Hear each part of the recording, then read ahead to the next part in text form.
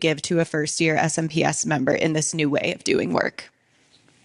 Very good question. So what you guys will see in front of you is my care framework. I put it out on everybody's desk or everybody's seat, except for the last 2 rows. I just stuck them in the middle of the table, which is kind of lazy of me. I apologize. But please grab one because my answer lies in that first line, the 3 C's: consistently, compassionate, and curiosity.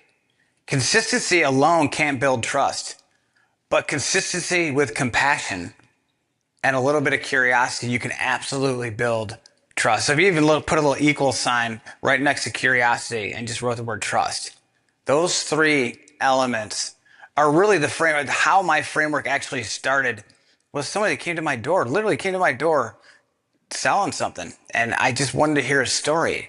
And I became compassionate because door-to-door sales is tough. What kind of person came to your door to sell something? Mosquito repellent. I didn't even need it. We have mosquitoes. The bane. I don't live by water. Anyway, but I wanted to know his story, and he started talking to me about how he was going door to door, and curiosity.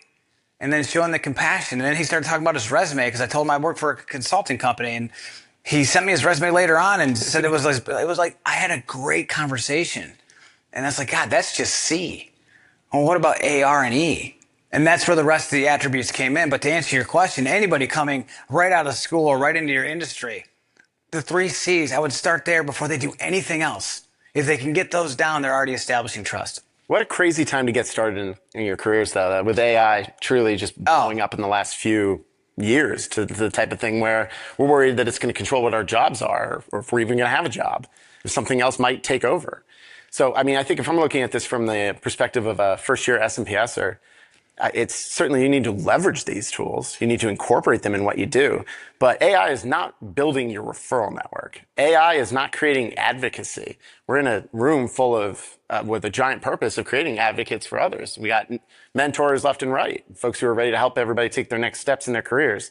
So I think mastering that art of conversation is key.